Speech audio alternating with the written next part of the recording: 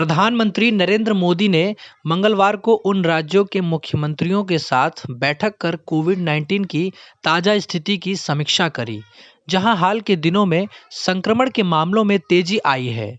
इस बैठक में केंद्रीय गृह मंत्री अमित शाह, केंद्रीय स्वास्थ्य मंत्री हर्षवर्धन के अलावा राजस्थान के मुख्यमंत्री अशोक गहलोत, पश्चिम बंगाल की मुख्यमंत्री ममता बनर्जी, महाराष्ट्र के मुख्यमंत्री उद्धव ठाकरे, छत्तीसगढ़ के मुख्यमंत्री भूपेश बघेल और गुजरात के मुख्यमंत्री विजय रूपाणी ने हिस्सा लिया।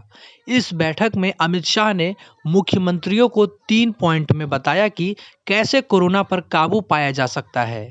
प्रधानमंत्री की मुख्यमंत्रियों संग बैठक में शामिल हुए केंद्रीय गृह मंत्री अमित शाह ने राज्यों के मुख्यमंत्रियों से यह सुनिश्चित करने को कहा है कि कोरोना वायरस बीमारी के कारण मृत्यु दर 1% से कम हो और मामले वृद्धि की दर 5% से कम हो।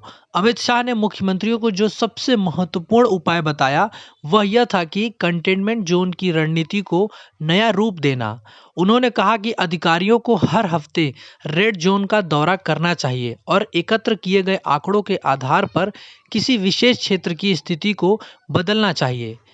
इधर प्रधानमंत्री नरेंद्र मोदी के साथ बैठक में दिल्ली के मुख्यमंत्री अरविंद केजरीवाल ने मंगलवार को कहा कि राष्ट्रीय राजधानी में कोविड-19 की तीसरी लहर की अधिक गंभीरता के कई कारण हैं तथा इनमें से एक महत्वपूर्ण कारण प्रदूषण है।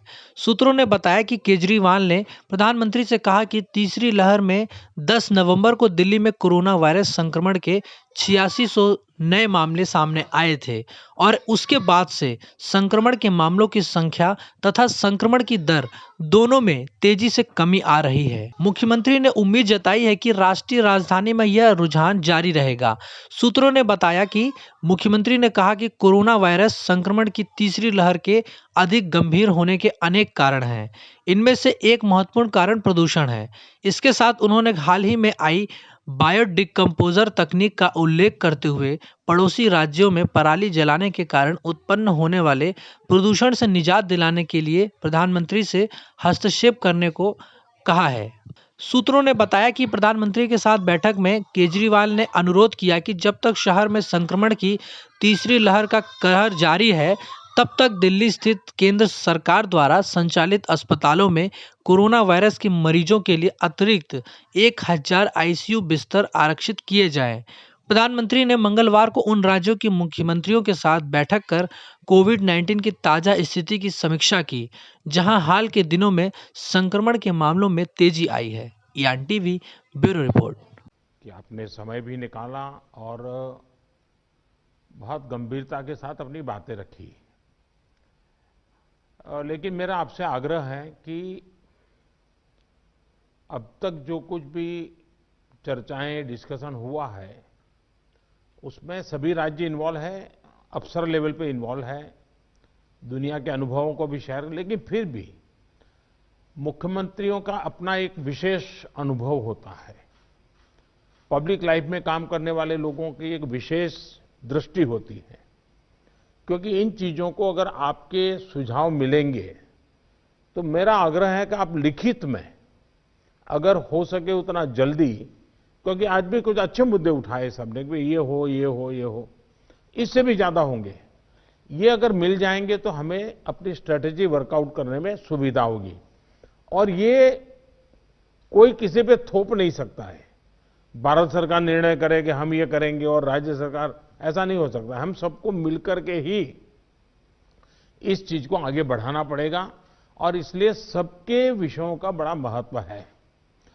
कोरोना संक्रमण से जुड़े जो प्रेजेंटेशन हुए उनमें भी काफी जानकारियां उभर कर आई है। आज मैं प्रारंभ में कुछ मुख्यमंत्रियों से बात की थी जहां स्थिति जरा बिगड़ रही है। जहां तक वैक्सीन का सवाल है, वैक्सीन की स्थिति और डिस्ट्रीब्यूशन को लेकर भी जो कुछ भी चर्चाएं हुई है, एक प्रकार से मीडिया में जो चलता है वो अलग चीज होती है। हमें तो इन चीजों को ऑथेंटिकली ही आगे बढ़ना पड़ेगा क्योंकि हम सिस्टम का हिस्सा है। लेकिन फिर भी काफी चित्र स्पष्ट हुआ है। एक समय था जब हम सभी के सामने चुनौती एक अनजान ताकत से लड़ने की थी, लेकिन देश के संगठित प्रयासों ने इस चुनौती से मुकाबला किया, नुकसान को कम से कम रखा। आज रिकवरी रेट और फर्टिलिटी रेट दोनों ही मामलों में भारत दुनिया के अधिकतर देशों से बहुत संभली हुई स्थिति में है। हम सभी के अथक प्रयासों से देश में टेस्टिंग से लेकर ट्रीटमेंट का एक बहुत बड़ा नेटवर्क आज काम कर रहा है। इस नेटवर्क का लगातार विस्तार भी किया जा रहा है। पीएम केयर्स के माध्यम से ऑक्सीजन और वेंटिलेटर्स उपलब्ध कराने पर भी विशेष जोर है। कोशिश ये है कि देश के मेडिकल कॉलेज और जिला अस्पतालों को ऑक्सीजन जनरेशन के मामले में सेल्फ सफिशिएंट बनाया जाए। इसलिए अभी 160 से ज्यादा नए ऑक्सीजन प्लांट्स के निर्माण की प्रक्रिया ऑलरेडी शुरू की गई है। पीएम केयर फंड से देश के अलग अलग अस्पतालों को हजारों नए वेंटिलेटर्स मिलने भी सुनिश्चित हुए हैं। वेंटिलेटर्स के लिए पीएम केयर फंड से 2000 करोड़ रुपए ऑलरेडी स्वीकृत किए गए हैं। साथियों, कोरोना के मुकाबले के बीते 8-10 महीने के अनुभवों के बाद देश के पास पर्याप्त डेटा है।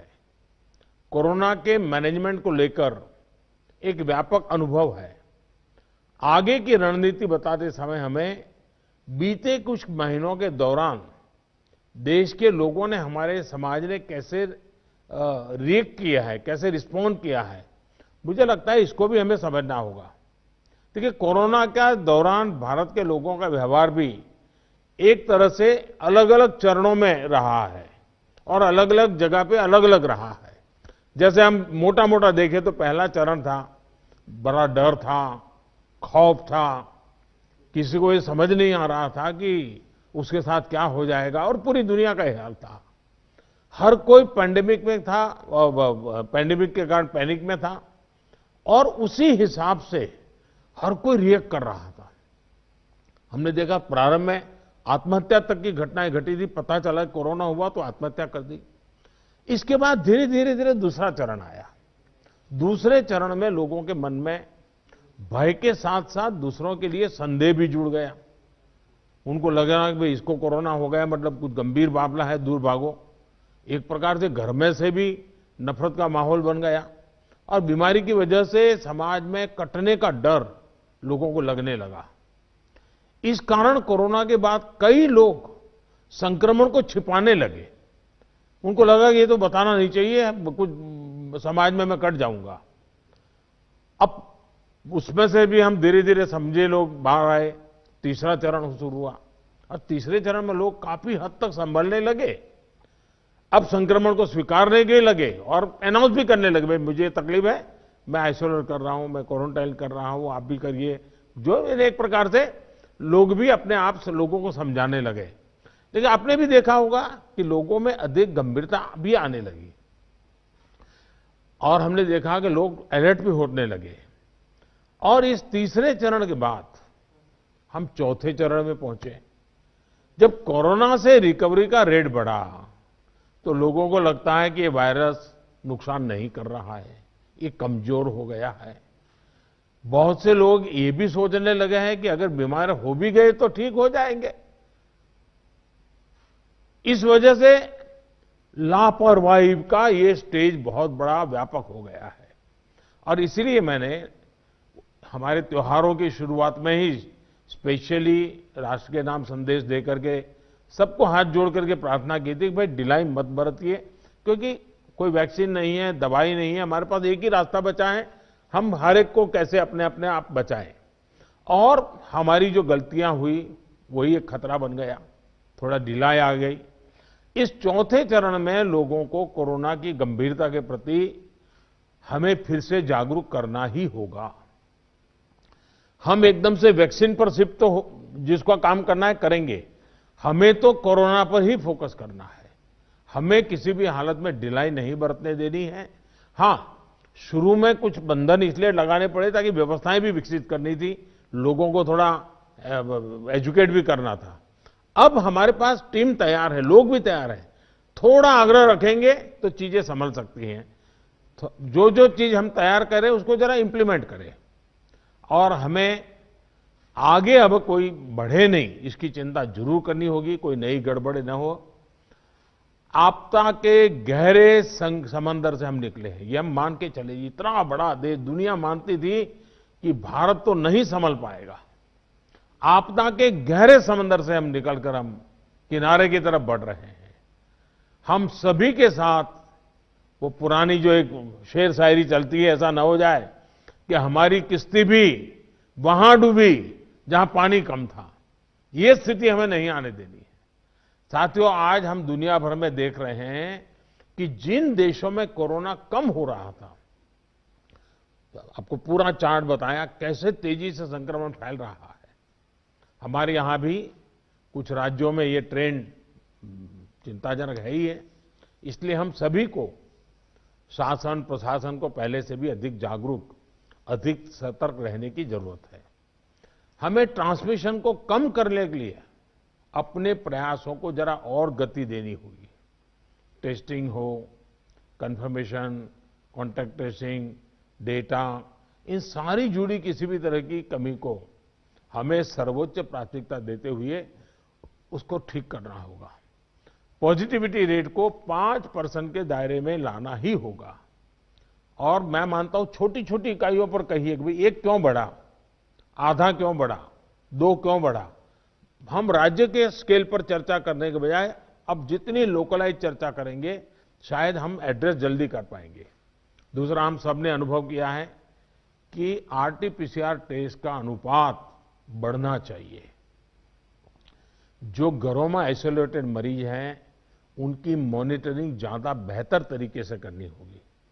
आप भी जानते हैं कि अगर वहां थोड़ी भी ढिलाई रही तो मरीज बहुत गंभीर स्थिति में अस्पताल आता है, फिर हम बचा नहीं पाते हैं। जो गांव है, कम्युनिटी के स्तर पर हेल्थ सेंटर हैं, उनको भी हमें ज्यादा इक्विप करना ही होगा। गांव के आसपास भी इंफ्रास्ट्रक्चर ठीक रहे, ऑक्सीजन की सप्लाई पर्याप्त रहे, ये हमें देखना होगा। हम लोगों का लक्ष्य होना चाहिए कि फैटेलिटी रेट को 1% से भी नीचे लाए।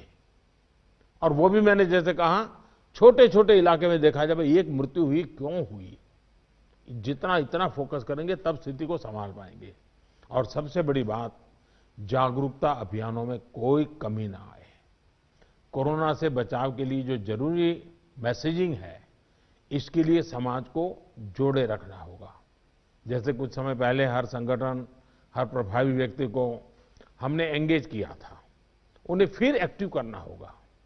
साथियों, आप भली भांति परिचित हैं कि कोरोना की वैक्सीन को लेकर इंटरनेशनली और नेशनली किस तरह की खबरें आ रही हैं। आज दुनिया में भी और देश में भी, जैसा अभी आपको प्रेजेंटेशन में पूरा डिटेल बताया गया, करीब करीब आखिरी दौर पर वैक्सीन के रिसर्च में काम पहुंचा है।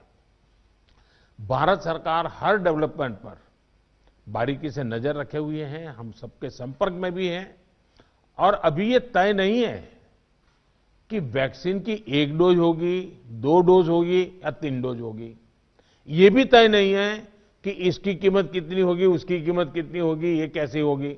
यानी अभी भी इन सारी चीजों के सवालों के जवाब हमारे पास नहीं है, क्योंकि जो इसके बनाने वाले हैं, दुनिया में जिस प्रकार की कॉर्पोरेट वर्ल्ड भी है, उनका भी एक कंपटीशन है। दुनिया के देशों के भी अपने अपने डिप्लोमेटिक इंटरेस्ट होते हैं। WHO से भी हमें इंतजार करना पड़ता है। तो हमें ये इन चीजों को वैश्विक संदर्भ में ही आगे बढ़ना पड़ेगा। हम इंडियन डेवलपर्स और मैन्युफैक्चरर के साथ भी हमारी जो भी टीम काम कर रही है पूरी तरह संपर्क में है।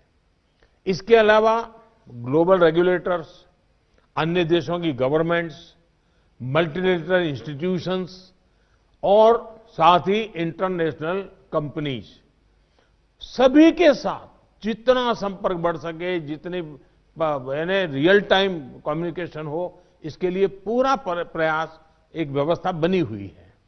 साथियों, कोरोना के खिलाफ अपनी लड़ाई में हमने शुरुआत से ही एक एक देशवासी का जीवन बचाने को सर्वोच्च प्राथमिकता दी है। अब वैक्सीन आने के बाद भी हमारी प्राथमिकता यही होगी कि सभी तक कोरोना की वैक्सीन पहुंचे, उसमें तो कोई विवाद हो ही नहीं सकता है। लेकिन कोरोना की वैक्सीन से जुड़े भारत का अभियान अपने हर नागरिक के लिए एक प्रकार से नेशनल कमिटमेंट की तरह है। इतना बड़ा टीकाकरण अभियान स्मूथ हो, सिस्टमैटिक हो और सस्टेन हो, ये लंबा चलने वाला है। इसके लिए हम सभी को, हर सरकार को, हर संगठन को एकजुट होकर के कोऑर्डिनेशन के साथ एक टीम के रूप में काम करना ही पड़ेगा। साथियों, वैक्सीन को लेकर भारत के पास जैसा अनुभव है वो दुनिया के बड़े-बड़े देशों को भी नहीं है। हमारे लिए जितनी जरूरी है स्पीड है, उतनी ही जरूरी है सेफ्टी भी है। भारत जो भी वैक्सीन अपने नागरिकों को देगा वो हर वैज्ञानिक कसौटी पर खरी होगी।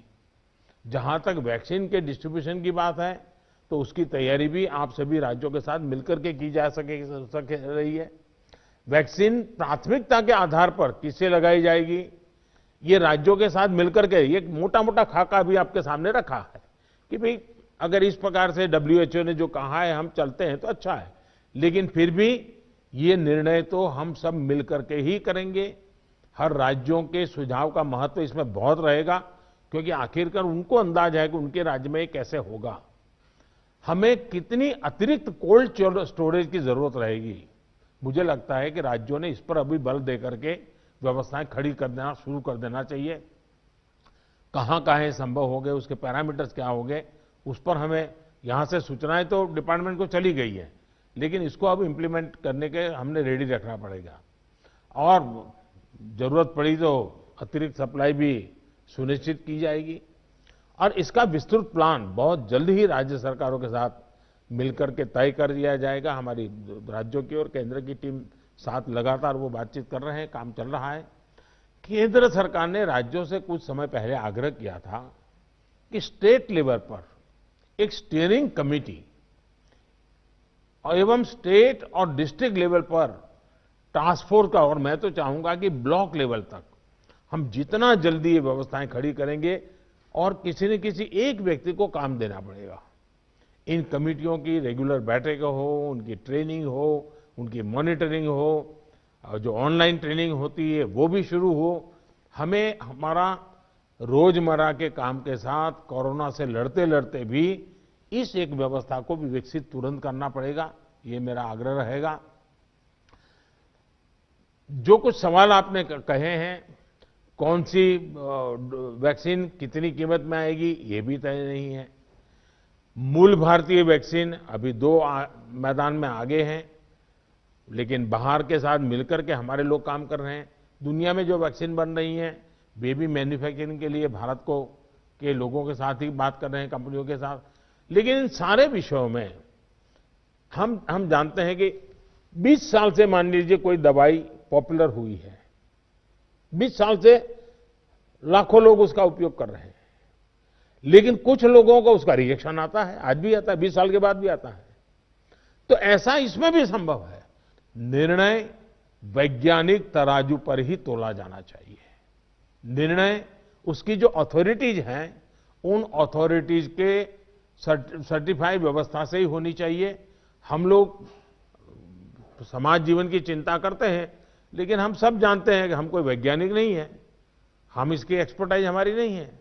तो हमें दुनिया में से जो व्यवस्था के तहत जो चीजें आती हैं आखिरकार उसी को ही स्वीकार करना पड़ेगा और उसको स्वीकार करके हम आगे चलेंगे।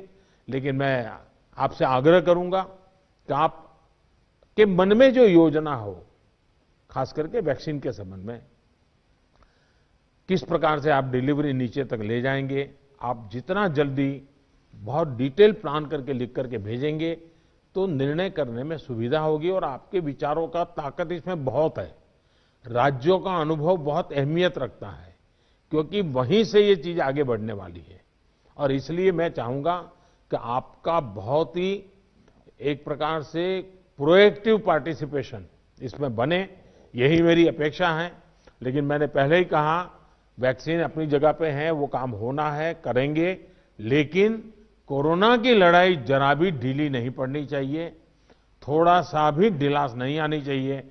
यही मेरी आप सबसे रिक्वेस्ट है। आज मेरी तमिलनाडु और पुडुचेरी के मुख्यमंत्रियों से बात करने का मुझे अवसर मिला। आंध्र से मैं फ़ोन नहीं कर पाया था सुबह। एक साइक्लोन हमारे पूर्वी तट पे एक्टिव हुआ है। वो कल शायद तमिलनाडु, पुडुचेरी और आंध्र का कुछ हिस्सा वहाँ पर आगे बढ़ रहा है। और सारी भारत सरकार की टीमें बहुत एक्टिव हैं, सब लोग गए हैं। मैंने आज 2 आदरणीय मुख्यमंत्री जी से बात की थी। आंध्र के मुख्यमंत्री जी से अभी इसके बाद बात करूंगा। लेकिन सबके लिए पूरी तरह भारत सरकार और राज्य सरकारें मिल करके और पहला काम खाली करवाना, लोगों को बचाना, इस पर हमारा जोर रहे। फिर एक बार मैं आप सबका बहुत आभारी हूँ, आप सबने समय निकाला। लेकिन मैं आग्रह करूंगा कि आप जल्दी से मुझे कुछ न कुछ जानकारियां भेजिए। धन्यवाद।